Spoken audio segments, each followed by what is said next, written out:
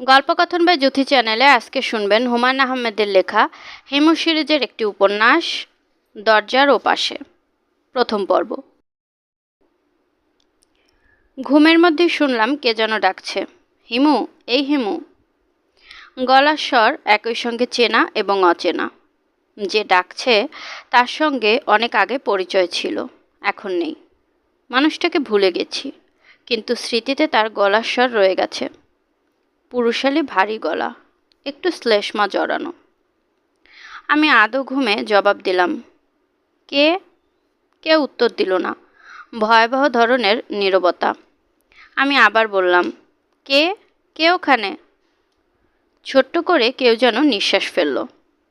আশ্চর্য, নিঃশ্বাস ফেলার শব্দটাও আমার চেনা। টুকটুক করে দুবার দরজায় শব্দ করল। দরজার ওপাশের মানুষটি চাপা গলায় ডাকল, হিমু, এই হিমু। আমার অস্বস্তি বোধ হতে লাগলো। ঘর অন্ধকার, গাঢ় অন্ধকার। রাতে বৃষ্টি হচ্ছিল বলে দরজা জানালা বন্ধ করে শুয়েছি। রেডিয়াম ডায়ালের টেবিল ঘড়ি ছাড়া আর কিছুই দেখতে পাওয়া যায় না, কিন্তু সব কিছুই পরিষ্কার দেখছি। ওই তো দেয়ালের ক্যালেন্ডার দেখা যাচ্ছে। ক্যালেন্ডারের লেখাগুলি পর্যন্ত পড়তে পারছি। এর মানে কি? এটা কি তাহলে স্বপ্ন? পুরো ব্যাপারটা ঘটছে স্বপ্নে? দরজার ওপাশে আসলে কেউ নেই?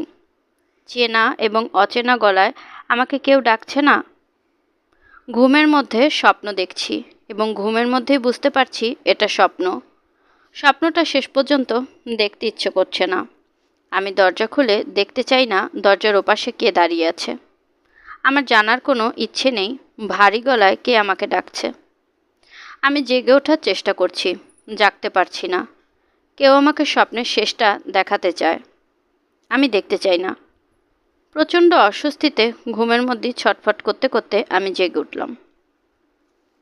ঘরের হাওয়া গরম হয়ে আছে, দরজা জানালা বন্ধ, কিছু দেখা যাচ্ছে না। আমি বাতি জ্বালালাম। স্বপ্নের দেয়ালে যে জায়গায় ক্যালেন্ডার ছিল সেখানে ক্যালেন্ডার নেই। খাটের নিচে টকটক শব্দ হচ্ছে, প্রায় হয়। কিসের শব্দ আমার জানা নেই। ইঁদুর হবে না, ইঁদুর টকটক শব্দ করে না। আমি হাতড়ে হাতড়ে দরজা খুললাম। ভোর হয়েছে, আলো হয়ে আছে চারদিক। আমার দরজা জানালা বন্ধ ছিল বলেই ঘর হয়েছিল অন্ধকার। বারান্দায় এসে দেখি পাশের ঘরের বাইজিদ সাহেব বারান্দায় দাঁড়িয়ে দাঁত মাজছেন। তার চোখ টকটকে লাল। এটা কোনো নতুন ব্যাপার না, বাইজিদ সাহেবের চোখ সবসময় লাল। তিনি আমাকে দেখে নিচু গলায় বললেন, কি ব্যাপার হিমু সাহেব, এত সকালে জেগে উঠেছেন, ব্যাপার কি? ঘুম ভেঙে গেল। সুবেহ সাদেকের সময় ঘুম ভাঙা ভালো। এই সময় আল্লাহ পাক বেহেস্তের জানালা খুলে দেন। ওই জানালা দিয়ে বেহেস্তের হাওয়া আসে পৃথিবীতে। ওই হাওয়া যাদের গায়ে লাগে তারা বেহেস্তবাসী হয়। কে বলেছে আপনাকে? তিনি অস্বস্তির সঙ্গে বললেন, শোনা কথা। আপনি কি এই জন্যই রোজ ভোরে উঠে বেহেস্তের হাওয়া লাগান গায়ে? বায়েজিদ সাহেব লজ্জিত ভঙ্গিতে হেসে ফেললেন। ভোরবেলায় অদ্ভুত আলোর কারণেই তাকে আজ অনেক কম বয়স্ক মনে হচ্ছে। ভদ্রলোকের বয়স 50-এর কাছাকাছি। তাকে দেখে আমার সবসময় মনে হয় তার গা থেকে কেউ একজন লেবুর মতো সমস্ত রস চিপে নিয়ে নিয়েছে। হাঁটেন খানিকটা কুঁজো হয়ে। চোখে চোখ পড়লে চোখ নামিয়ে নেন। রাস্তায় দেখা হলে যদি জিজ্ঞেস করি, কেমন আছেন বায়েজিদ সাহেব, তিনি বিব্রত গলায় কোনো রকমে বলেন, এই আছি। ছুটির দিনে তিনি তার ঘরে থাকেন। ঘরের ভেতরের দরজা বন্ধ থাকে। ছুটির দিনগুলোতে মেসে একটু ভালো খাওয়া দাওয়া হয়, সবাই একসঙ্গে বসে খায়। তিনি কখনো বসেন না। সবার খাওয়া হয়ে গেলে একসময় চুপি চুপি খেতে যান। মাথা নিচু করে অতি দ্রুত খাবার পর্ব শেষ করেন, যেন খাওয়া একটা অন্যায় কাজ। যত দ্রুত শেষ করা যায় তত ভালো। এই লোক আমাকে দেখে এতগুলো কথা বলবে ভাবা যায় না। আমি তার দিকে খানিকটা এগিয়ে গিয়ে বললাম, বেহেস্তের জানালা খোলার ব্যাপার যখন আছে তখন দোজখের জানালা খোলার ব্যাপারও থাকার কথা। ওইটা কখন খোলা থাকে জানেন? রাত 12টা থেকে সুবহ সাদিকের আগ পর্যন্ত। এজন্য এই সময় ঘরের ভেতর থাকার বিধান আছে। সবই অবশ্য শোনা কথা, সত্য মিথ্যা জানি না। আমি হাসতে হাসতে বললাম, সত্যি হলে আমার জন্য খুব মুশকিল। আমার অভ্যাস হলো গভীর রাতে রাস্তায় হাঁটাহাঁটি করা। বায়েজিদ সাহেব ছোট্ট নিঃশ্বাস ফেলে বললেন, হুম, আমি জানি, তবে আপনার কোনো সমস্যা নেই। সমস্যা নেই কেন? আপনি সঠিক মানুষ। আমি সঠিক মানুষ আপনাকে কে বলল? রাত বিরেতে রাস্তায় হাঁটলেই মানুষ সঠিক হয়ে যায়? তাহলে তো চোর এবং পুলিশ সবচেয়ে বড় সঠিক। বাজিদ সাহেব আবার মাথা নিচু করে ফেললেন। সম্ভবত তিনি আর কথা বলবেন না। একদিনে অনেক বেশি কথা বলে ফেলেছেন। তার সঙ্গে আমার কথা বলতে ভালো লাগছে। ভদ্রলোক 2 বছরের উপর আমার পাশের ঘরে আছেন। এই 2 বছরে তার সঙ্গে আমার 3-4 বারের বেশি দেখাও হয়নি, কথাও হয়নি। সেই কথাও তেমন বেশি ছিল না। কেমন আছেন বাজিদ সাহেব? এই আছি, এর মধ্যেই সীমাবদ্ধ। ভদ্রলোক কী করেন, তার দেশ কোথায়, তার চোখ সবসময় টকটকে লাল কেন, কোনো কিছুই জানি না। বাজিদ সাহেব? জি। কাল রাতে অনেকক্ষণ জেগেছিলাম। রেসকোর্সের ভেতরে হেঁটে হেঁটে দোজকের হাওয়া লাগাচ্ছিলাম। বৃষ্টি যখন শুরু হলো তখন ঘরে এসেছি। এত সকালে আমার ঘুম ভাঙার কথা না, স্বপ্ন দেখে ঘুম ভেঙেছে। স্বপ্নটা পুরোপুরি দেখতে পারিনি, মনে হচ্ছিল দুঃস্বপ্ন। দেখতে ইচ্ছে করছিল না বলে দেখিনি, জেগে উঠেছি। বায়েজিদ সাহেব শান্ত গলায় বললেন, সুবহ সাদেকের সময় আল্লাহ পাক কাউকে দুঃস্বপ্ন দেখান না। তাই নাকি? জি, সুবহ সাদেক খুব ভালো একটা সময়। এই সময় আল্লাহ পাক মানুষকে মঙ্গলের কথা বলেন, আনন্দের কথা বলেন। এটাও কি মৌলানার কাছ থেকে শুনেছেন? জি না, আমার স্ত্রীর কথা। সে জীবিত নেই, 19 বছর আগে মারা গেছে। আমার কন্যার জন্মের সময় মারা গেল। সে জীবিত থাকার সময় অদ্ভুত অদ্ভুত কথা বলতো। তখন হাসাহাসি করতাম, এখন করি না। এখন সব সময় তার কথাই ভাবি, তার সব কথাই সত্যি মনে হয়। বেহেশত এবং দোজকের জানালার কথাও কি তার কথা? জি। আপনার স্ত্রীর মৃত্যুর পর আপনি আর বিয়ে করেননি? জি না। আপনার মেয়েটির বয়স তাহলে এখন 19? জি। তার কি বিয়ে হয়েছে? জি না। সে থাকে কোথায়? সে তার মামাদের কাছে থাকে। নিজের কাছে এনে রাখতে চেয়েছিলাম, সামর্থ্য হলো না। অতি ছোট চাকরি করি, বেতন যা পাই তা দিয়ে ঢাকার ঘর ভাড়া করে থাকা সম্ভব না। আমি আপনাকে অনেক ব্যক্তিগত প্রশ্ন জিজ্ঞেস করে ফেললাম, কিছু মনে করবেন না। জি না, আমি কিছুই মনে করিনি। অনেক দিন থেকে আপনাকে বলতে চাচ্ছিলাম, সাহসে কুলাইনি। আমাকে বলতে চাচ্ছিলেন কেন? আপনি মহাপুরুষ ধরনের মানুষ। আপনি আমার মেয়েটার জন্য একটু প্রার্থনা করলে তার মঙ্গল হবে, এই জন্য। মেয়েটার বিয়ে দিতে পারছি না। দুষ্টু লোকজন আমার মেয়েটার নামে বাজে একটা দুর্নাম ছড়িয়েছে। পুরো ব্যাপারটা যে মিথ্যা সবাই জানে, কেউ বিশ্বাস করে না, আবার সবাই বিশ্বাস করে। মেয়েটা খুব কষ্টে আছে ভাই সাহেব। আমি জানি আপনি মেয়েটার কষ্ট কমাতে পারবেন। আমার মেয়েটা যে কত ভালো তা একমাত্র আমি জানি, আর জানেন আল্লাহ পাক। আপনার কাছে আমি হাত জোড় করছি। বায়েজিদ সাহেব সত্যি সত্যি হাত জোড় করলেন। আমি বিব্রত গলায় বললাম, ভাই, আপনি আমার হলুদ পাঞ্জাবি লম্বা দাড়িগোঁফ দেখে বিভ্রান্ত হয়েছেন। আপনার দোষ নেই, অনেকেরই হয়। বিশ্বাস করুন, আমি মহাপুরুষ না, অতি সাধারণ মানুষ। প্রচুর মিথ্যা কথা বলি, অনেক ধরনের ভরং করি। মানুষকে হকচকিয়ে দেওয়ার একটা সচেতন চেষ্টা আমার মধ্যে থাকে। কাজকর্ম করার ক্ষমতা নেই বলেই আমি ভবঘুরে, বুঝতে পেরেছেন? বায়েজিদ সাহেব আগের মতো কোমল গলায় বললেন, আপনি একটু দোয়া করবেন আমার মেয়েটার জন্য। অনেক দিন বলার চেষ্টা করেছি, সাহস পাইনি। আজ আল্লাহ পাক সুযোগ দিয়েছেন। আমি হাসতে হাসতে বললাম, ঠিক আছে, প্রার্থনা করলাম অসম্ভব রূপবান এবং ধনবান ছেলের সঙ্গে আপনার কন্যার বিয়ে হবে। তারা দুজনে মিলে ঘুরবে দেশ থেকে দেশান্তরে। বায়েজিদ সাহেব ক্ষীণ গলায় বললেন, আপনার অসীম শুক্রিয়া। আমি দীর্ঘ নিঃশ্বাস ফেলে মহাপুরুষদের মতোই গম্ভীর ভঙ্গিতে নিচে নেমে গেলাম। ভালো যন্ত্রণা হয়েছে। আমাকে অলৌকিক ক্ষমতাধর মনে করে এমন লোকের সংখ্যা দ্রুত বেড়ে যাচ্ছে। একটা আশ্রম টাশ্রম খুলে বসার সময় বোধহয় এসে গেছে। কমন বাথরুম নিচে। এত ভোরে কেউ ওঠেনি। বাথরুম খালি পাওয়া যাবে। কল ছেড়ে কিছুক্ষণ মাথা পেতে বসে থাকবো। তারপর পরপর 3 কাপ চা খেতে হবে। রাতে ঘুম না হয় মাথা জাম হয়ে আছে। চা খেয়ে রফিকের বাসায় একবার যেতে হবে। সে গত 1 সপ্তাহ ধরে 2 দিন পর পর আমার কাছে আসছে। কখনো দেখা হচ্ছে না।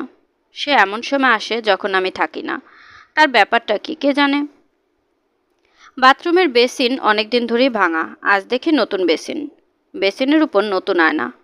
মেসের মালিক বসিরউদ্দিন সাহেব খরচের চূড়ান্ত করেছেন বলে মনে হচ্ছে। বেসিনের কাছে না গিয়েও বলতে পারছি কোনো রিজেক্টেড বেসিন বসিরউদ্দিন সাহেব কুড়িয়ে এনে ফিট করে দিয়েছেন। আয়নাটা হবে ঢাকা শহরের সবচেয়ে সস্তা আয়না, মুখ দেখা যাওয়ার কোনো কারণ নেই। আয়না দেখলেই আয়নার সামনে দাঁড়াতে ইচ্ছে করে, খুবই ক্ষুদ্র ইচ্ছা এবং নির্দোষ ইচ্ছা, তবে অতি ক্ষুদ্র ইচ্ছাকে প্রশ্রয় দিতে নেই। একবার প্রশ্রয় দেওয়া শুরু করলে সব ইচ্ছাকে প্রশ্রয় দিতে মন চাইবে। যে মানব সন্তান ক্ষুদ্র কামনা জয় করতে পারে, সে বৃহৎ কামনাও জয় করতে পারে। এই মহৎ বাণী আমার বাবার। চামড়ায় বাঁধানো ৩২১ পৃষ্ঠার একটি খাতায় তিনি এইসব বাণী মুক্তার মতো গোটা গোটা হরফে লিখে রেখে গেছেন। পুরো খাতাটাই হয়তো ভরে ফেলার ইচ্ছে ছিল, সময় পাননি। মাত্র 4 দিনের নোটিশে তাকে পৃথিবী ছাড়তে হলো। জ্বর হলো, জ্বরের 4র্থ দিনে বিস্ময় এবং দুঃখ নিয়ে তাকে বিদায় নিতে হলো। আমাকে হতাশ গলায় বললেন, আসল কথা তোকে কিছুই বলা হলো না, অল্প কিছু লিখেছি, এতে কিছুই হবে না। তিনি 18 পৃষ্ঠা পর্যন্ত লিখেছেন। কিছু কিছু বাণী লেখার পর আবার কেটে ফেলা হয়েছে, তার পছন্দ হয়নি। বাণীর মধ্যেও ভেজাল আছে। এরকম একটা ভেজাল বাণী হলো, হে মানব সন্তান, সুখের স্বরূপ নির্ধারণের চেষ্টা করো। যে সুখের স্বরূপ জেনেছে সে দুঃখ জেনেছে, দুঃখের বাস সুখের মাঝখানে। এই বাণী লাল কালি দিয়ে কেটে তার নিচে বাবা লিখেছেন, ভাব অস্পষ্ট ও ধোয়াটে।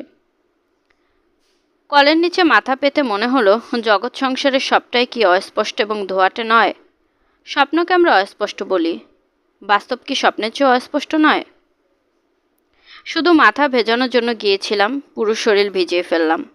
আরাম লাগছে, একটু শীত ভাব হচ্ছে, আরামদায়ক শীত ভাব, অর্থাৎ আমি সুখ পাচ্ছি। এই সুখের স্বরূপ জানলেই কি দুঃখ কি তা জেনে ফেলব? ভেজাল বাণী তাই বলেছে। চোখ বন্ধ করে কলের নিচে মাথা পেতে আছি। সারাদিন এভাবে বসে থাকলে কেমন লাগবে? চোখ বন্ধ থাকায় বৃষ্টির মতো লাগছে, মনে হচ্ছে আষাঢ় মাসের মুষল বর্ষণে গা পেতে আছি। মেসের ঠিক আজই ময়নার মার কথা কানে না এলে কল্পনা আরও ফেনানো যেত। ময়নার মা চলে এসেছে। সে কথা না বলে এক মুহূর্ত থাকতে পারে না। আশেপাশে কেউ নেই বলে কথা বলছে বাসনগুলির সঙ্গে। মানুষের সঙ্গে কথা বললে তেমন কৌতূহলী হতাম না, বাসনকোসনের সঙ্গে কথা বলছে বলেই কৌতূহলী হয়ে শুনতে হচ্ছে। মানুষ শুধু যে প্রাণজগতের সঙ্গে সম্পর্ক স্থাপন করতে চায় তাই না, জড় জগতের সঙ্গেও চায়। ময়নার মা চাপা গলায় গভীর বেদনার সঙ্গে বলছে, স্যাপটা থালা, আমিও স্যাপটা, তুইও স্যাপটা, আমার স্যাপটা কপাল, তোরও স্যাপটা কপাল। কান্দা ভাঙা ডেস্কি, তোর যেমন কান্দা ভাঙা আমারও কান্দা ভাঙা। তোর কান্দা ভাঙছে আমি ময়নার মা, ক দেখি আমার কান্দা কে ভাঙছে? ময়নার মার কথা শোনার ইচ্ছে করছে, ক্ষুদ্র এবং নির্দোষ ইচ্ছা। এটা ঠিক হচ্ছে না। কলের পানি আরও জোরে ছাড়তে পারলে কাজ হতো। পানিতে আর জোর নেই। আমি বাথরুম থেকে বের হয়ে এলাম। ময়নার মা আমাকে দেখে লম্বা ঘোমটা দিল।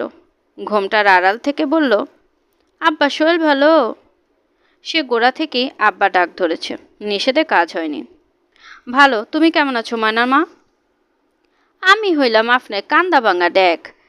আপনার মাথার দরদ কমছে? কয়েকদিন হচ্ছে না।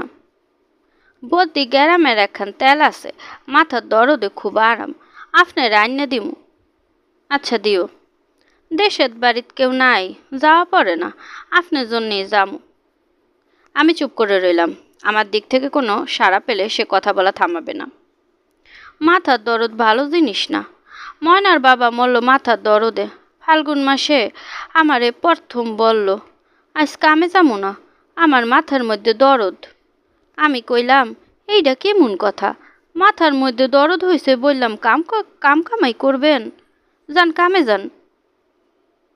তা ধরেন মানুষটা গেল। ময়নার মার এই গল্প আগেও কয়েকবার শোনা, আবারও শুনতে হচ্ছে। ভেজা কাপড়ে দাঁড়িয়ে গল্প শুনছি, শুনতে মোটেও ইচ্ছে করছে না। গল্পটা আবার বলতে পেরে সে যতটা আনন্দ পাচ্ছে আমি ঠিক ততটাই বিরক্ত হচ্ছি, সব মিলে সমান সমান। রফিকের কাছে যাব বলে ভেবেছিলাম, তার প্রয়োজন হলো না। ভেজা কাপড়ে দোতলায় উঠে দেখি রফিক বারান্দার রেলিং ধরে দাঁড়িয়ে আছে। অত্যন্ত সুপুরুষ একজন মানুষ। আমার ধারণা সে ছেঁড়া শার্ট গায়ে দিয়ে দাঁড়িয়ে থাকলেও তাকে রাজপুত্রের মতো লাগবে।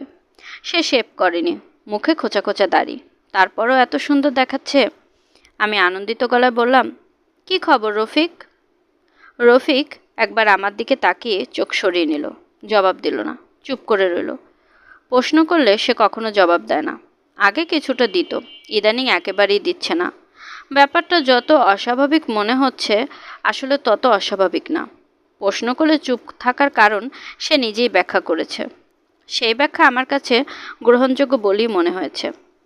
স্কুলে পড়ার সময় স্যারেরা তাকে প্রশ্ন করতেন, পড়া ধরতেন। সে যেই উত্তরই দিত মার খেতে হতো।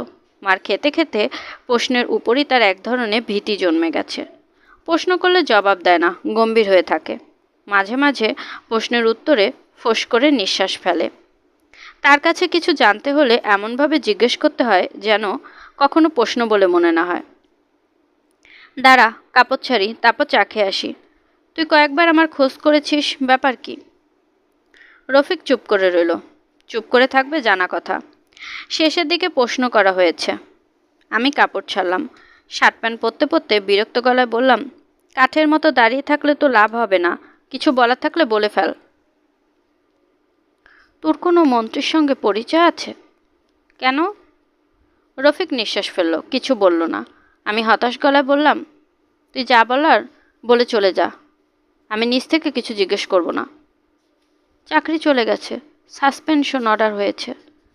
ও আচ্ছা, আমি কিছুই করিনি। সুপারিনটেনডেন্ট ইঞ্জিনিয়ার এসেছিলেন, আমাকে অনেক প্রশ্ন করলেন, আমি জবাব দিলাম না। উনি মনে করলেন আমি ইচ্ছে করে বেয়াদবি করছি। যারা তোকে চেনে, তোর সঙ্গে কাজ করে, তারা তো তোর স্বভাব চরিত্র জানে, তারা কিছু বলল না? তারা তো জানে তোকে কিছু জিজ্ঞেস করলে তুই চুপ করে থাকিস। রফিক নিঃশ্বাস ফেলে বলল, কেউ আমার পক্ষে কিছু বলেনি। আমার সাসপেনশন অর্ডার হওয়ায় সবাই খুশি, কেউ আমাকে দেখতে পারে না। তোকে দেখতে পারার কোনো কারণ নেই। আমাকে শোকজ করছিল, শোকজের জবাব দিয়েছি। জবাব ওদের পছন্দ হয় না, সবাই বলছে আমাকে ডিসমিস করে দেবে। শোকজে কী লিখেছিলি? কথা বল গাধা, তোকে কোনো প্রশ্ন করছি না, এমনি জিজ্ঞেস করলাম। রফিক চুপ করে রইল। আমি বিরক্ত গলায় বললাম, ওদের কোনো দোষ দিচ্ছি না, আমি তোর বস হলে অনেক আগেই ডিসমিস করে দিতাম। প্রশ্নের জবাব দে, যাতে বুঝতে পারি ব্যাপারটা কি। শেষ প্রশ্ন। কবে শোকজ করেছে, কবে জবাব দিয়েছিস? এক বাক্যে ডবল প্রশ্ন। রফিক শুধু ফোঁস করে নিঃশ্বাস ফেলল। আমি জবাবের জন্য অপেক্ষা করলাম না, চা খাবার জন্য রওনা হলাম। রফিক ক্ষীণস্বরে বলল, অনেক আজে বাজে কথা শোকজে লিখেছে। আমি নাকি কাজ জানি না, কাজের প্রতি আমার আগ্রহ নেই। মনটা খারাপ হয়েছে। তোর জানাশোনা মন্ত্রী আছে? এবার আমি চুপ করে রইলাম। চুপ করে থাকলে রফিক নিজেই কথা বলবে। রফিক বলল, আমার এক খালাতো ভাইয়ের আত্মীয় আছে মন্ত্রী। খালাতো ভাইকে বললে হয়, বলতে ইচ্ছে করছে না। খালাতো ভাইটা বিরাট বদ। তুই কোনো মন্ত্রী চিনিস না, তাই না? চেনার অবশ্য কথা না। ভালো মানুষের সঙ্গে মন্ত্রী পরিচয় থাকে না, বদগুলির সঙ্গে থাকে। খালাতো ভাইটা একটা বদ, এই জন্যই। রফিক কথা শেষ করলো না। মাঝে মাঝে সে দীর্ঘ বাক্য শুরু করে। যেই মুহূর্তে মনে হয় অনেক বেশি কথা বলা হয়ে গেল, সেই মুহূর্তে চুপ করে যায়, বাক্যটা শেষ পর্যন্ত করে না। চায়ের টেবিলে দুজন মুখোমুখি বসলাম। রফিক নাস্তা করে এসেছে কি না জিজ্ঞেস করা অর্থহীন, জবাব দেবে না। দুজনে নাস্তা দিতে বললেই ভালো। সপ্তাহেই তোদের বাড়িতে যাব। তোরা তো এখনও নারায়ণগঞ্জে ড্রেজার কলোনিতে থাকিস। জবাব দিতে হবে না, উপরে নিচে মাথা নাড়, তাহলেই বুঝবো। রফিক মাথা নাড়ল। নদীর কাছে না তোদের বাড়ি? রফিক আবার মাথা নাড়ল। তুই এক কাজ করতে পারবি? নদীর তীরে বালির ভেতর দুটো গর্ত খুঁড়ে রাখতে পারবি, মানুষ সমান গর্ত, যেন গর্তে ঢুকলে শুধু মাথাটা বের হয়ে থাকে। কাজটা করতে হবে পূর্ণিমার আগের দিন। রফিক বিরস গলায় বলল, আচ্ছা। গর্ত কেন খুঁড়তে হবে, কী ব্যাপার, কিছুই জিজ্ঞেস করলো না। এই স্বভাবই তার না। পূর্ণিমার দিন তার বাড়িতে উপস্থিত হলে দেখা যাবে সে ঠিকই গর্ত খুঁড়ে বসে আছে।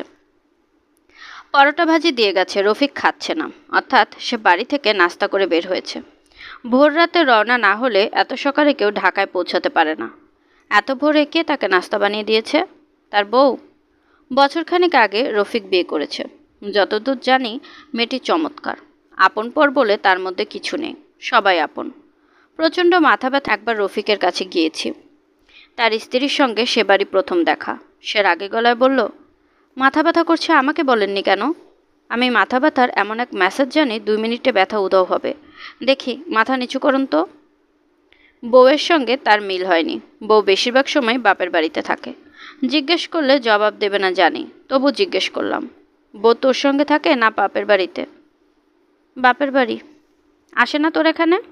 আর আসবে না। রফিককে খুব চিন্তিত বা বিষাদগ্রস্ত মনে হলো না। কখনো মনে হয় না। দুঃখিত বা বিশ্বাসগ্রস্ত হবার ক্ষমতা সম্ভবত তার নেই। আমি সিগারেট ধরালাম।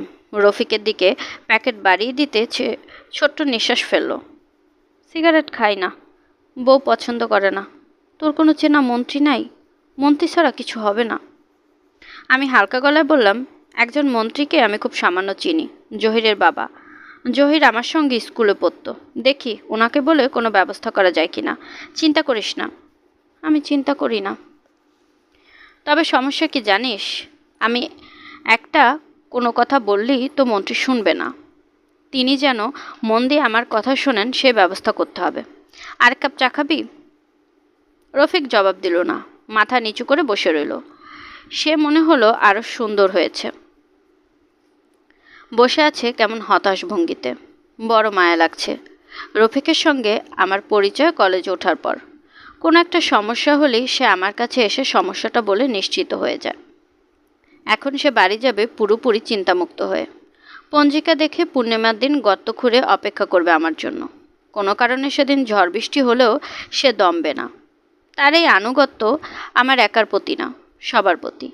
এ ধরনের অন্ধ আনুগত্য শুধু পশুদের মধ্যেই দেখা যায়। রফিক পশু না, মানুষ। বুদ্ধিমান, সৎ, ভালো মানুষ ধরনের মানুষ। এমন সুন্দর একজন মানুষ যে দেখলেই মনে হয় প্রকৃতি তার এই সৌন্দর্য কোনো বিশেষ উদ্দেশ্যে তৈরি করেছে। সেই উদ্দেশ্য কি, কে জানে। রফিক, তোর মার শরীর আশা করি ভালোই আছে? বেশি ভালো না, শীঘ্রই মারা যাবেন। কিছু খেতে পারেন না। খুব নাকি গরম লাগে। সারাক্ষণ তাল পাখা পানিতে ভিজিয়ে সেই পাখায় হাওয়া করতে হয়। ফ্যানের হাওয়া সহ্য হয় না। হাওয়া কে করে, তুই? রফিক আবার আমার দিকে তাকালো। কিছু বলল না। পরপর 2টি প্রশ্ন করা হয়ে গেছে, তার জবাব দেবার কথা না। পিচ গলা রোদ উঠেছে। রাস্তায় পিচ গলে স্যান্ডেলের সঙ্গে উঠে আসছে। 2টা স্যান্ডেলে সমানভাবে লাগলে কাজ হতো, তা লাগেনি। ডানের দিকটায় বেশি লেগেছে, বাঁ দিকেরটায় কম। শুধুমাত্র রোদের কারণে এই মুহূর্তে আমার ডান পা বাঁ পায়ের চেয়ে লম্বা। আমি ইচ্ছে করে ডান পায়ের স্যান্ডেলে আরও খানিকটা পিচ লাগিয়ে দিয়ে বানিয়ে ফেললাম। এখন আমাকে হাঁটতে হচ্ছে, যে কেউ মনে করতে পারে উদ্দেশ্যহীন আছে। আমি যাচ্ছি মন্ত্রীর সন্ধানে। সরাসরি মন্ত্রী ধরা যাচ্ছে না, জহিরের মাধ্যমে ধরা হবে। চৈত্র মাসের ঝাঁঝা দুপুরে আমার গায়ে একটা গরম চাদর।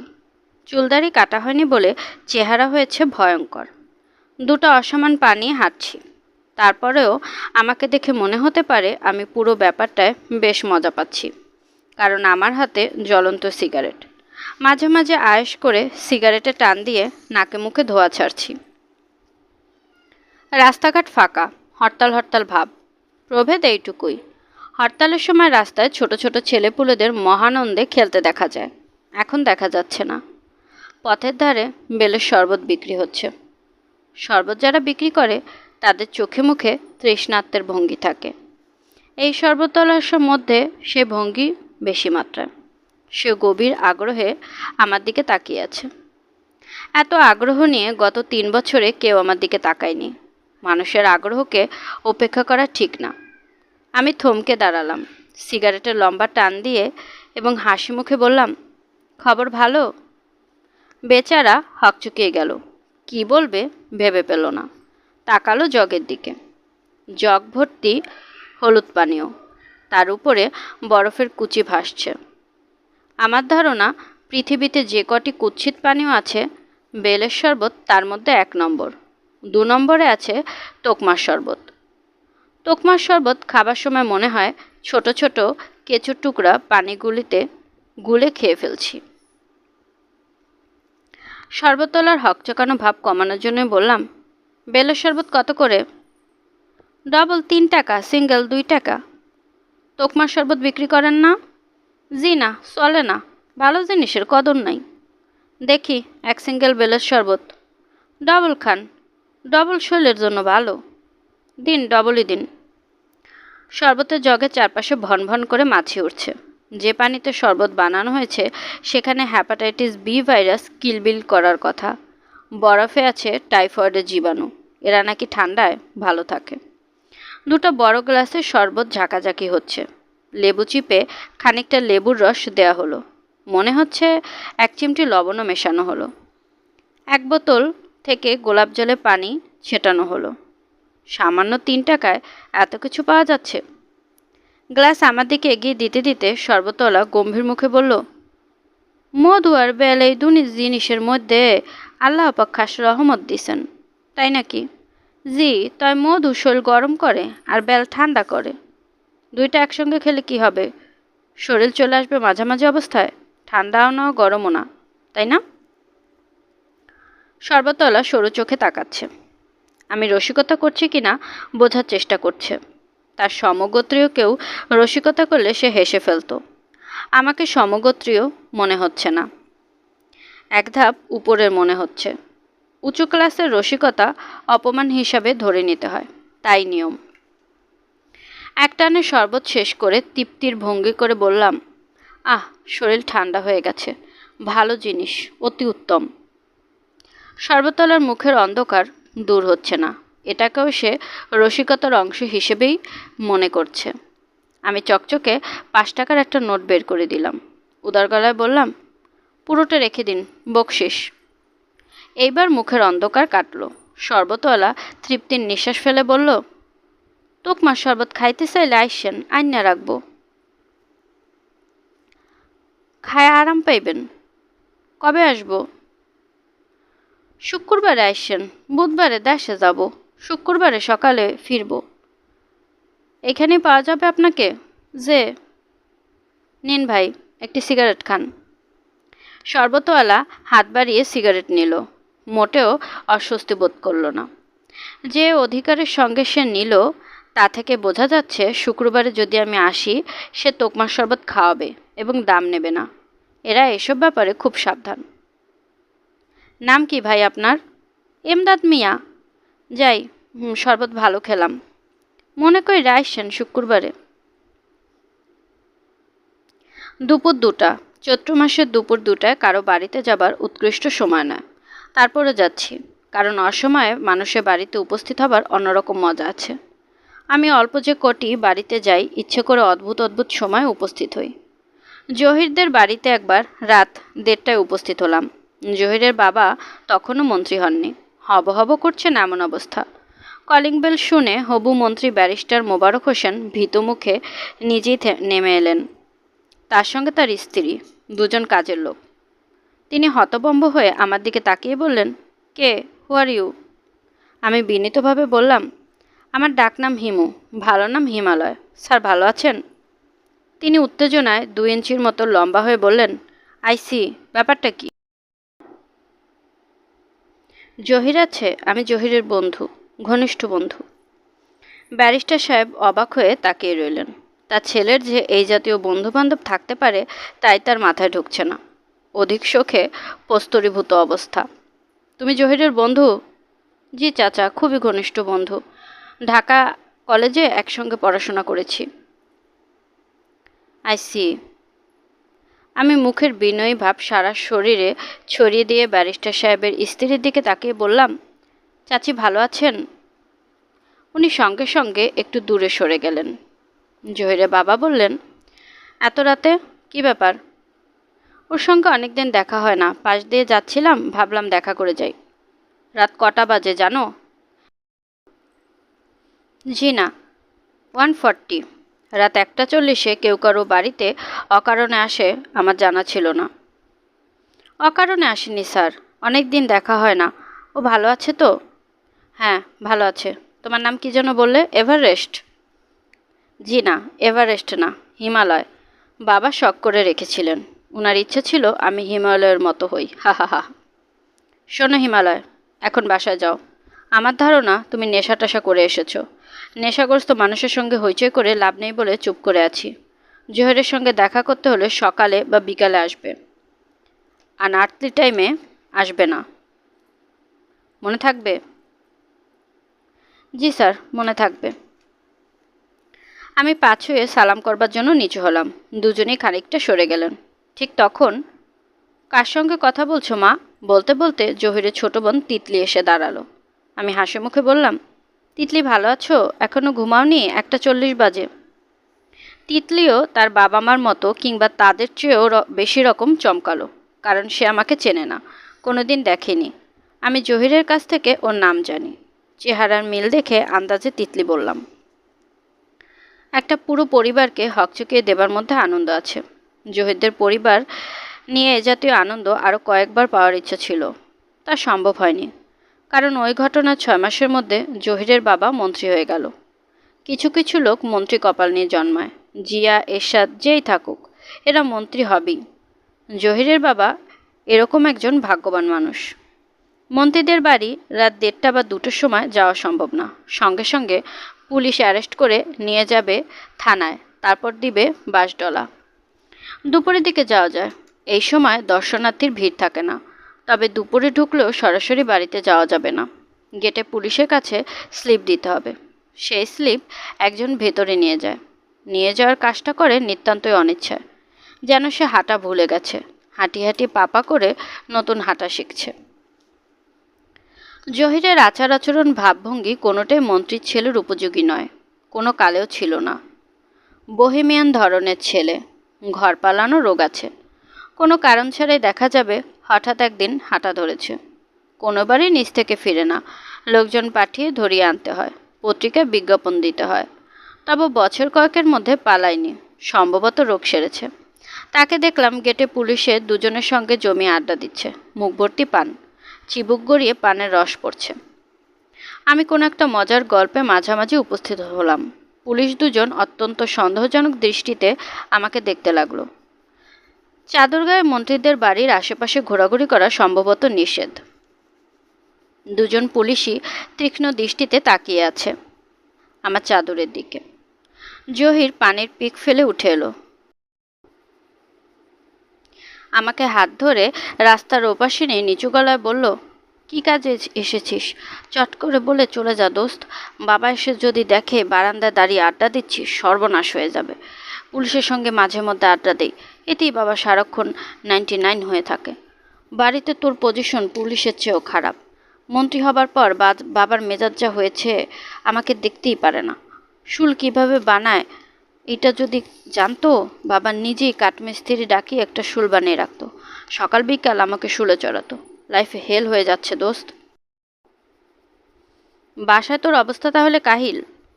কাহিল বলে কাহিল, গণ অবস্থা। কাজকর্ম কিছু করছিস? কাজকর্ম জানি কি যে করব। কাগজে কলমে এক প্লাস্টিক কোম্পানির অ্যাডভাইজার, মাসে 10,000 টাকা দিয়ে যায়, তাও আমার কাছে না, বাবার কাছে। তুই প্লাস্টিক কোম্পানির অ্যাডভাইজার? কি অ্যাডভাইস করিস? আরে দূর দূর, কি অ্যাডভাইস করব? আমি প্লাস্টিকের জানি কি। সকালবেলা ওদের গাড়ি এসে নিয়ে যায়। আমার একটা ঘর আছে, ওইখানে বসে 3-4 কাপ কফি খাই, চলে আসি। এখন বল দোস্ত, কী জন্য এসেছিস? টাকা ধার চাইতে এলে কিছু করতে পারবো না। হাতে একটা ফুটা পয়সাও নেই, বিশ্বাস কর।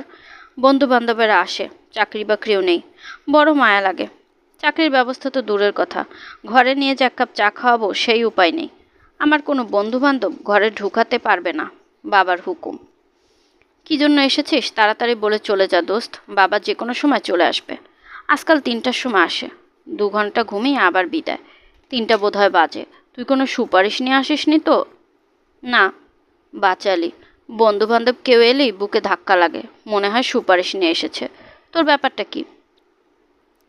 আমি গলার স্বর নিচু করে বললাম, এক জায়গায় যাবি আমার সাথে? কোথায়? জায়গাটার নাম ড্রেজার কলোনি, নারায়ণগঞ্জের কাছাকাছি। সেখানে কি? খুব ইন্টারেস্টিং জায়গা। ডেজার্ট দিয়ে নদী খুঁড়ে সেই বালি জমা করে কলোনি বানানো হয়েছে। চারদিক চিকচিক করে বালি। চাঁদের আলো যখন সেই বালিতে পড়ে, অসাধারণ দৃশ্য। আজ আবার পূর্ণিমা পড়ে গেল। বলিস কি? জহিরের চোখ চকচক করতে লাগলো। আমি সিগারেট ধরাতে ধরাতে বললাম, ইন্টারেস্টিং একটা প্ল্যান করে রেখেছি। রফিককে তো চিনিস, ও থাকে ডেজার কলোনিতে। রফিক নদীর কাছাকাছি দুটো গর্ত খুঁড়ে রাখবে, গলা পর্যন্ত হাইটে গর্ত। আমরা দুজন গর্তে ঢুকে বসে থাকবো। ঠেসে বালি দেওয়া হবে, শুধু দুজনের মাথা বের হয়ে থাকবে। জহিরের চোখে ঝকঝকে ভাব আরও বাড়ল। কয়েকবার ঢোক গিলল। তার ঢোক গেলা মাছের টোপ গেলার মতো। সে ফিসফিস করে বলল, এক্সাইটেড হবে বলে মনে হচ্ছে। আমি গলার স্বর আরও নিচু করে বললাম, অবশ্যই এক্সাইটিং। তাছাড়া জিনিসটা খুবই সায়েন্টিফিক। এর মধ্যে সায়েন্টিফিক আবার কি? পুকুরে গোসল করার সময় আমরা কি করি? সারা শরীর পানিতে ডুবিয়ে মাথা বের করে রাখি। এখানেও তাই করব। সারা শরীর মাটিতে ডুবিয়ে মাথা বের করে রাখব। তাতে লাভ কি? মাটির সঙ্গে একাত্মতা। এটা কি তোর অরিজিনাল আইডিয়া? না, এই আইডিয়া ধার করা। জগদীশচন্দ্র বসু এই জিনিস করতেন। শিলাইদহে রবীন্দ্রনাথ ঠাকুরের কুঠিবাড়িতে যখন বেড়াতে যেতেন, তখনই পদ্মার চরে গর্ত খুঁড়ে মাথা বের করে পড়ে থাকতেন। তার ধারণা, এতে শরীরের বায়ো কারেন্ট তৈরি হয়। সেই বায়ো কারেন্টে অনেক উপকার দিক আছে। জহির আবারও দুবার ঢোক গিলে ফিসফিস করে বলল, ইন্টারেস্টিং হবে তো? অবশ্যই ইন্টারেস্টিং। কল্পনায় দৃশ্যটা দেখ। ধু ধু করছে বালি, মাথার উপরে পূর্ণ চন্দ্র, জ্যোৎস্নার বান ডেকেছে। কোথাও জনমানব নেই। চাঁদের আলোয় শুধু দুটা মাথা দেখা যাচ্ছে। দুটা মাথা না, একটা মাথা। শুধু তোরটা দেখা যাচ্ছে। আমি গর্তে ঢুকবো না। ঘটনাটা কোনো কারণে লিক হয়ে পড়লে বাবা সত্যি সত্যি আমাকে গর্তে ঢুকিয়ে মাটি চাপা দিয়ে দেবে। মাথা বের করে রাখার কনসেশন দেবে না। রিস্ক নেওয়া ঠিক হবে না। তবে আমি অবজারভার হিসেবে থাকবো। চল যাই। আমরা নারায়ণগঞ্জের বাসে উঠে পড়লাম। জহির বলল, আর সত্যি সত্যি জ্যোৎস্না তো? সত্যি জ্যোৎস্না, পঞ্জিকা দেখে বের হয়েছি। ব্যাপারটা যেমন কল্পনা করে রেখেছিলাম তেমন হলো না। দেখা গেল ডেজার কলোনি জায়গাটা জনবহুল। বাড়িঘর গিজগিজ করছে। এর মধ্যে একটা ফাঁকা জায়গায় রফিক দুটো গর্ত খুঁড়ে বিরস মুখে বসে আছে। সে একা না, তার সঙ্গে আরও লোকজন আছে। লোকজন তাকে বিরক্ত করে মারছে, প্রশ্নে প্রশ্নে ব্যস্ত করে ফেলছে। এইখানে বিষয় কি ভাইজান? লাশ পুঁতা হবে? লাশ কি দুইটা? রফিক সব প্রশ্নের জবাবে হাই তুলছে। আমাদের দেখে নিশ্চিন্ত হয়ে উঠে দাঁড়ালো। যন্ত্রের মতো গলায় বলল, মার শরীর খারাপ, আমি চলে যাচ্ছি। কি ঘটতে যাচ্ছে তা নিয়ে তার কোনো মাথা ব্যথা নেই। জহির শুরু থেকে নানা করছিল। গর্ত দেখে তার উৎসাহ মাথাচাড়া দিয়ে উঠল। সে আমার কানে কানে বলল, নিয়মটা কি? ন্যাংটা হয়ে ঢুকবো না আন্ডারওয়্যার থাকবে? ন্যাংটো হয়ে ঢোকার নিয়ম। তুই ইচ্ছে করলে আন্ডারওয়্যার রাখতে পারিস। কোনো প্রয়োজন দেখছি না। করবো যখন নিয়ম মাফিকে করবো। নাচতে নেমে ঘুমটা দেওয়ার কোনো মানে হয় না। Who cares. আমরা তৎক্ষণাৎ গর্তে ঢুকলাম না। রাত 11টার দিকে লোকজন কমে যাওয়ার পর ঢুকলাম। রফিক বিরস মুখে কোদাল দিয়ে বালি ফেলতে ফেলতে বলল, আমি থাকতে পারবো না। তোদের মাটি চাপা দিয়ে বাসায় চলে যাব। মার শরীর খুবই খারাপ। আমার মোটেই ভালো লাগছে না। মনে হচ্ছে লোকজন জমে একটা কেলেঙ্কারি হবে। জহির বলল, তুই চলে যা, আমরা ম্যানেজ করে নেব। শুধু ভোরবেলা এসে আমাদের মাটি খুঁড়ে বের করিস। রফিক বলল, তোদের শার্ট প্যান্ট কী করবো? বাসায় নিয়ে যাব না পাশে রেখে দেব? জহির বলল, শার্ট প্যান্ট আগুন দিয়ে পুড়িয়ে দে। আমার আর এইসবের দরকার নেই। আমি প্রকৃতির সন্তান। মাটিতে গর্ত করে বসে থাকা যে এমন এক্সাইটিং আগে জানতাম না। গায়ে কাটা দিচ্ছে। রাত 12টার মধ্যে আমাদের চারপাশে হাজারখানেক লোক জমে গেল। শুধু মানুষ না, পশুরাও ব্যাপারটায় খুব উৎসাহ পাচ্ছে। দুটো কুকুর আমাদের ঘিরে ক্রমাগত ঘেউ ঘেউ করছে। লোকজনের প্রশ্নের কোনো সীমা নেই। ভাই সাহেব, আপনারা কারা? এইখানে কি করতেছেন? জিন্দা কবর নিয়েছেন? আপনারা থাকেন কোথায়? আমি কোনো প্রশ্নের জবাব দিচ্ছি না, তবে জহির প্রতিটি প্রশ্নের জবাব দিচ্ছে। উচ্চ শ্রেণীর দার্শনিক জবাব। রাত 1টার দিকে মনে হলো পুরো নারায়ণগঞ্জের মানুষ জড়ো হয়েছে। বিকট হইচই। জহির বলছে, আপনারা হইচই করছেন কেন? নীরবতা কাম্য, দয়া করে নীরব থাকুন। প্রকৃতি নীরবতা পছন্দ করে। 1:30টার দিকে পুলিশ চলে এলো। ওসি সাহেব দুজন কনস্টেবল নিয়ে নিজেই এসেছেন। ওসি সহজভাবে কোনো কথা বলতে পারেন না। ইনিও পারলেন না, হুঙ্কার দিলেন, কি হচ্ছে এসব, আপনারা কে? জহির শীতল গলায় বলল, অত্যন্ত জটিল প্রশ্ন। মানুষের ফিলোসফিক প্রশ্নের মীমাংসা গত 2000 বছর ধরে করার চেষ্টা করছে, মীমাংসা হয়নি। আপনারা আন্ডার অ্যারেস্ট, উঠে আসুন। জহির হিমশীতল গলায় বলল, আন্ডার অ্যারেস্ট মানে? মস্করা করছেন? আমরা দেশের কোন আইনটি ভঙ্গ করেছি দয়া করে বলুন। বাংলাদেশের পেনাল কোডের কোন ধারায় আছে যে গর্ত খুঁড়ে বসে থাকা যাবে না? আমরা যদি পানিতে শরীর ডুবিয়ে বসে থাকতে পারি, তাহলে মাটিতেও পারি। ওসি সাহেব কোনো যুক্তিতর্কে গেলেন না। কনস্টেবল দুজনকে হুকুম দিলেন আমাদের টেনে তুলতে। জহির হুঙ্কার দিয়ে বলল, আমি কে পরিচয় দিলে আপনি কিন্তু ভাই প্যান্ট নষ্ট করে ফেলবেন। প্যান্ট পাঠাতে হবে ধোপার কাছে, ডাবল চার্জ নেবে। ওসি সাহেব সেপাইকে বললেন, এই পাগলটার গালে একটা চড় দাও। সেপাই সঙ্গে সঙ্গে ঝেড়ে লাথি বসিয়ে দিল। জহির হুমড়ি খেয়ে পড়ে গিয়েছিল। বালি ঝাড়তে ঝাড়তে বলল, বুঝলেন ভাই সাহেব, আপনাকে এমন জায়গায় ট্রান্সফার করা হবে যে 1 পয়সা ঘুষ পাবেন না। হালুয়া টাইট হয়ে যাবে। একটা টেলিফোন নাম্বার দিচ্ছি, টেলিফোন করে জেনে নিন আমি কে। পরিচয় জানার সঙ্গে সঙ্গে আদরে আদরে প্রাণ অতিষ্ঠ করে ফেলবেন। ওসি সাহেব বিরক্ত মুখে বললেন, পুলিশের আদর কত প্রকার ও কী কী কিছুক্ষণের মধ্যেই জানতে পারবেন। আমরা থানার দিকে রওনা হলাম। উৎসাহী জনতার বড় একটা অংশ আসছে আমাদের পিছু পিছু। জহির আমার কানের কাছে মুখ নিয়ে ফিসফিস করে বলল, যতটা এক্সাইটিং হবে ভাবছিলাম তার চেয়ে 10 গুণ এক্সাইটিং হয়েছে। এই জাতীয় প্রোগ্রাম আরও ঘন ঘন করতে হবে। নেক্সট পূর্ণিমা কবে? পূর্ণিমাগুলো 1 মাস পর পর আসে না 15 দিন পর পর আসে? সিস্টেমটা কি? তেল ও জ্বালানি মন্ত্রী ব্যারিস্টার মোবারক হোসেন সত্যি সত্যি জহিরের বাবা, এই পরিচয় পাওয়ার পর ওসি সাহেবের মুখে হাত তেলাপিয়া মাছের মতো বড় হতে লাগলো এবং ছোট হতে লাগলো। তারপর উনি যখন শুনলেন মোবারক হোসেন সাহেব নিজেই ছেলেকে ছাড়িয়ে নিতে আসছেন, তখন অধিক শোকে ওসি সাহেব পাথরের মতো হয়ে গেলেন। খানিকক্ষণ জহিরের দিকে তাকান, খানিকক্ষণ আমার দিকে তাকান। জহির বলল, আপনি শুধু শুধু ভয় পাচ্ছেন ওসি সাহেব। আমার বাবা বাইরে মানুষের কাছে অত্যন্ত মাইডিয়া ধরনের লোক। আপনাকে উনি কিছুই বলবেন না। তাছাড়া আপনাকে কিছু বলার প্রশ্ন আসে না। আপনি আপনার কর্তব্য পালন করেছেন। এই উত্তরে ওসি সাহেবের চাপা গলায় বিড়বিড় করে কি যেন বললেন, যার কিছুই বোঝা গেল না।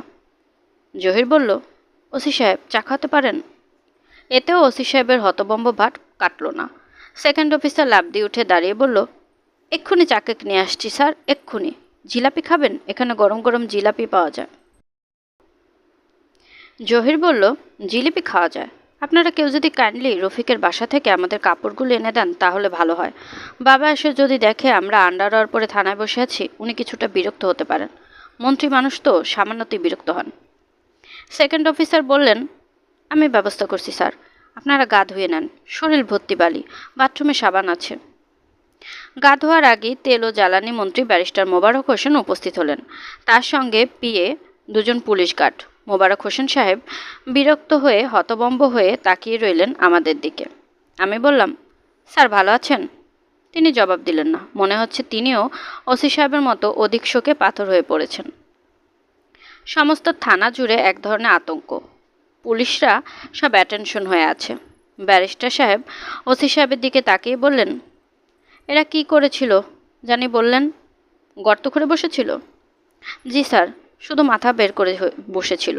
আমি খবর পেয়ে 2 কনস্টেবল নিয়ে উপস্থিত হলাম। I C.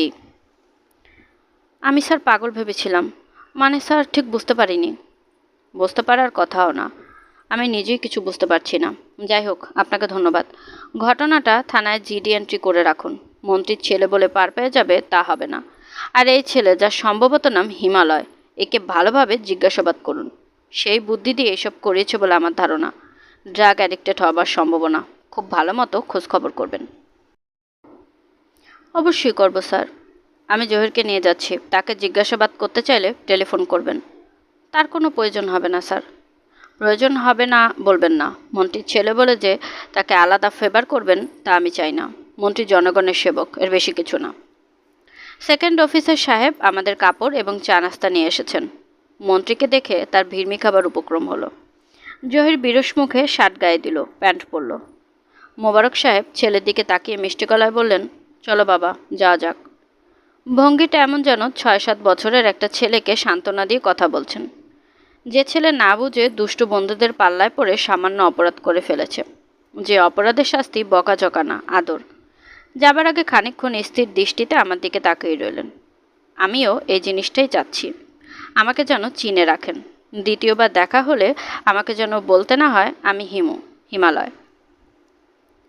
তার চলে যাবার আধ ঘন্টা পার হবার পর থানার পরিস্থিতি মোটামুটি স্বাভাবিক হলো। এই আধ ঘন্টা আমি 2 কাপ চা এবং 3 পিস কেক এবং 6টা জিলাপি খেলাম, অর্ধেকটা সিগারেট খেলাম। পুরোটা খাওয়া গেল না, কারণ সেকেন্ড অফিসার সাহেব কঠিন গলায় বললেন, সিগারেট ফেলুন, নো স্মোকিং। একটা পিরিচে 8-10টা খিলি পান, 2টা নিয়ে একসঙ্গে মুখে দিলাম। আমার এইসব কর্মকাণ্ড সবাই দেখছে, বেশ আগ্রহ নিয়ে দেখছে। তাদের ভালো লাগছে কিনা বুঝতে পারছি না, মনে হয় লাগছে না। চেয়ারে পা উঠিয়ে পদ্মাসনের ভঙ্গিতে বসেছিলাম। সেকেন্ড অফিসার কঠিন ভঙ্গিতে বললেন, পা নামিয়ে বসুন। আমি পা নামিয়ে বসলাম। হাত বাড়িয়ে পিরিচ থেকে আরও 2টা পান নিয়ে মুখে দিয়ে সহস্বরে বললাম, পানের পিক কোথায় ফেলবো স্যার? ওসি সাহেব নড়ে চড়ে বসলেন। টেবিল থেকে আমার দিকে খানিকটা ঝুঁকে এসে বললেন, এবার বলুন আপনি কে? আমার নাম হিমালয়, ডাকনাম হিমু। কি করেন? কিছু করি না। কিছু যে করেন না তা বুঝতে পারছি, এটা বোঝার জন্য শার্লকসোম হতে হয় না। থাকেন কোথায়? একটা মেসে থাকি। ঢাকায় আবার আত্মীয়স্বজন কে আছেন? কেউ আছেন। ওসি সাহেব ড্রয়ার থেকে কাগজ এবং পেন্সিল বের করলেন। থানায় এই এক মজার জিনিস দেখলাম, সব কাজকর্ম পেন্সিলে। সম্ভবত ইরেজার ঘষে লেখা মুছে ফেলার চমৎকার সুযোগ আছে বলে পেন্সিল। ওসি সাহেব শুকনো মুখে বললেন, এক এক করে আত্মীয়স্বজনের নাম বলুন, ঠিকানা বলুন, টেলিফোন নাম্বার থাকলে টেলিফোন নাম্বার, সব লিখে নেব। আমি বললাম, যেসব প্রশ্নের উত্তর লেখার দরকার নেই সেগুলো আগে করুন। সেগুলো আগে করব কেন? কারণ আপনার পেন্সিলটা ভোঁতা, শার্পনার দিয়ে শার্প করতে হবে। এখন কোনো শার্পনার খুঁজে পাবেন না। ওসি সাহেব পেন্সিলের দিকে তাকালেন। পেন্সিলটা সত্যি ভোঁতা। তিনি অত্যন্ত গম্ভীর মুখে শার্পনার খুঁজতে লাগলেন। খুঁজে পাওয়া গেল না। ড্রয়ার ঘাটাঘাটি করা হলো, ফাইলপত্র উল্টানো হলো, শার্পনার নেই। ওসি সাহেব একা না, অন্যরাও শার্পনার খোঁজায় যোগ দিল। ওসি সাহেব গর্জনের মতো শব্দ করে বলতে লাগলেন, একটা পুরনো ব্লেড ছিল, সেটা কই গেল? এত বিশৃঙ্খলা, এত বিশৃঙ্খলা। আমি বললাম, একটা বল পয়েন্ট দিয়ে লিখলে কি চলে? তিনি ক্রুদ্ধ দৃষ্টিতে তাকালেন, যেন এমন অদ্ভুত কথা তিনি তার ওসি জীবনে শোনেননি। এক্ষেত্রে সাধারণত এরকমই হয়। আমি জানি যতক্ষণ পর্যন্ত একটা শার্পনার না আসবে ততক্ষণ পর্যন্ত সব কাজকর্ম বন্ধ থাকবে। একজন কাউকে দোকানে পাঠিয়ে একটা শার্পনার আনিয়ে নিলেই হয়, তা আনা হবে না। খোঁজা চলতেই থাকবে এবং সবার রাগ বাড়তে থাকবে, ধমকাধমকি হতে থাকবে। হোটেল থেকে একটা ছেলে টিফিন ক্যারিয়ারে করে কি যেন নিয়ে এসেছে। রাত প্রায় শেষ হতে চলল। এই সময় খাবার কার জন্য? ওসি সাহেব নিতান্ত অকারণে তার উপর ঝাঁঝিয়ে উঠলেন, এই হারামজাদা, হাঁ করে দাঁড়িয়েছিস কেন? এটা কি রং দেখার জায়গা? কেউ আমার দিকে লক্ষ্য করছে না, কাজেই আবার পা উঠিয়ে বসা যাক। ওসি সাহেব আমার দিকে তাকালেন। বলুন আপনি কি করেন? আগে একবার বলেছি, কিছু করি না, ঘুরে বেড়াই। কোথায় ঘুরে বেড়ান? পথে ঘাটে ঘুরি। ভবঘুরে? তা বলতে পারেন। দেশে ভবঘুরে আইন বলে যে একটা আইন আছে তা কি জানেন? এই আইনে ভবগুরুদের ধরে ধরে জেলে ঢুকিয়ে ফেলা হয়। আমি হাসতে হাসতে বললাম, ভাগ্যিস এই যুগে কোনো ধর্মপ্রচারক নেই। ধর্মপ্রচারক থাকলে সমস্যা হয়ে যেত। জানেন বোধহয়, ধর্মপ্রচারকরা সবাই বলতে গেলে ভবঘুরে। গৌতম বুদ্ধ, গুরু নানক, যীশুখ্রিস্ট। আপনি কি ধর্মপ্রচারক? জি না, তবে এই লাইনে চিন্তা ভাবনা করছি। টাকা পয়সা জোগাড় করতে পারলে একটা আশ্রম চালু করার ইচ্ছা আছে। মহাপুরুষ হবার একটা ক্ষুদ্র চেষ্টা বলতে পারেন। মহাপুরুষ হবার চেষ্টা করছেন? জি। কেন, জানতে পারি? সত্যি সত্যি জানতে চান? হ্যাঁ, চাই। আমি শান্ত ভঙ্গিতে বললাম, আমার নিজের দিক থেকে মহাপুরুষ হবার তেমন আগ্রহ নেই। তবে আমার বাবার খুব শখ ছিল ছেলেকে মহাপুরুষ বানাবেন। সাধারণ বাবারা ছেলে মেয়েদের ডাক্তার, ইঞ্জিনিয়ার, ব্যারিস্টার এসব বানাতে চায়, কেউ মহাপুরুষ বানাতে চায় না। আমার বাবা চেয়েছিলেন। আমার সঙ্গে ফাজলামি করছেন? জি না, ফাজলামি করছি না। শিয়ালের শিং চেনেন? দেখেছেন? না।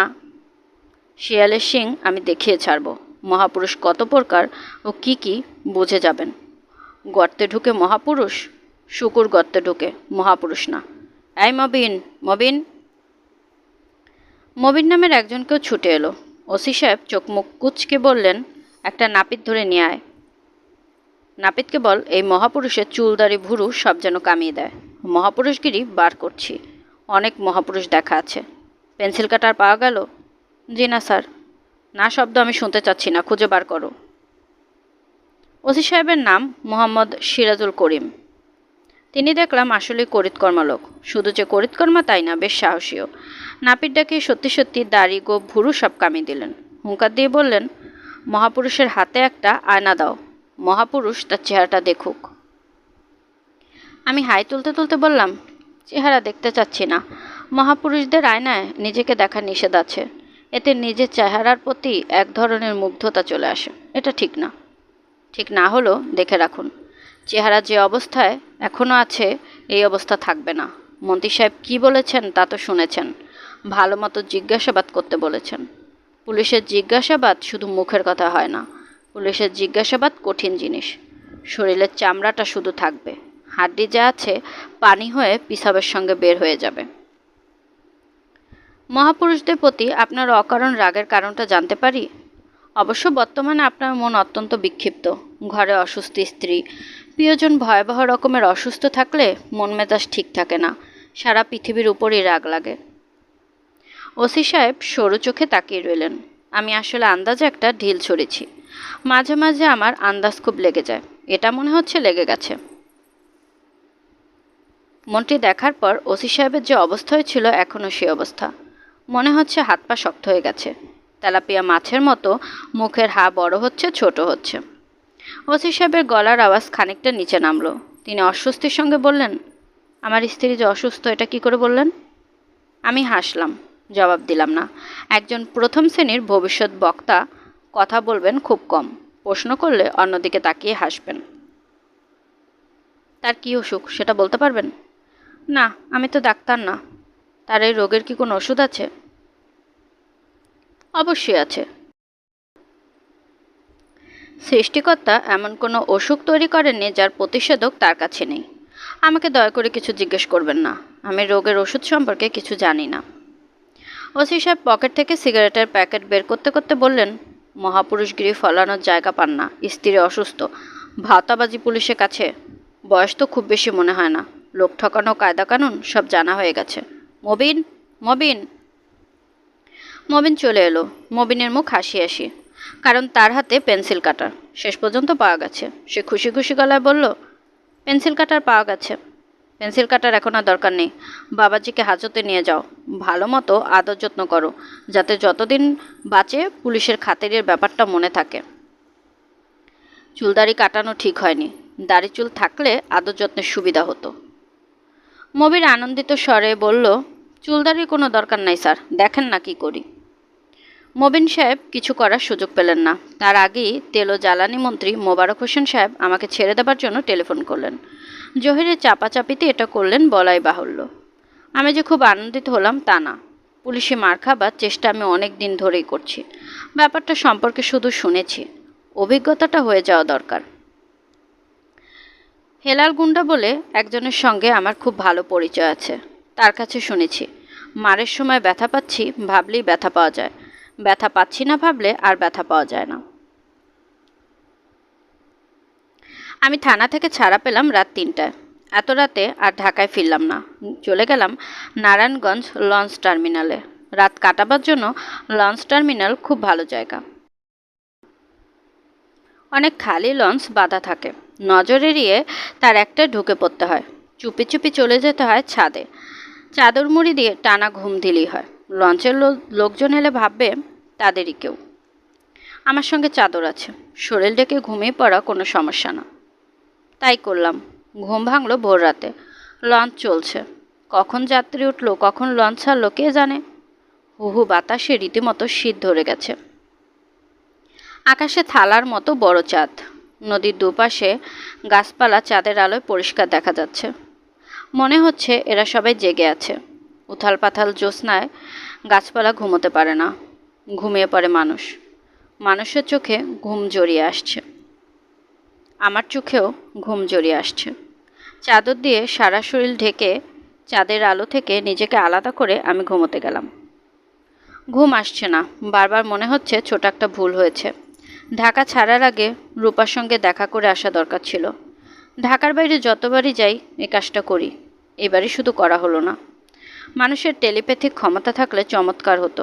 লঞ্চের ছাদ থেকে রূপার সঙ্গে কথাবার্তা শুরু করা যেত।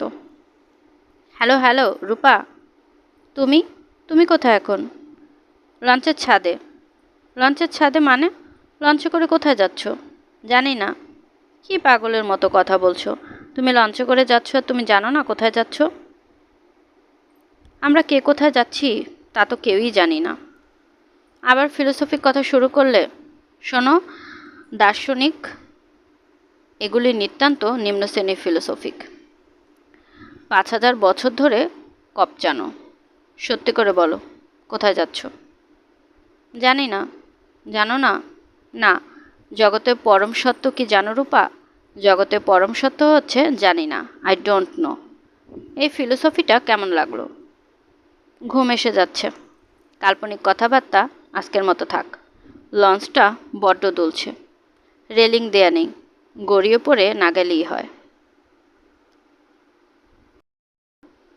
শুনছিলেন হুমায়ুন আহমেদের লেখা উপন্যাস দরজার ওপাশে, প্রথম পর্ব।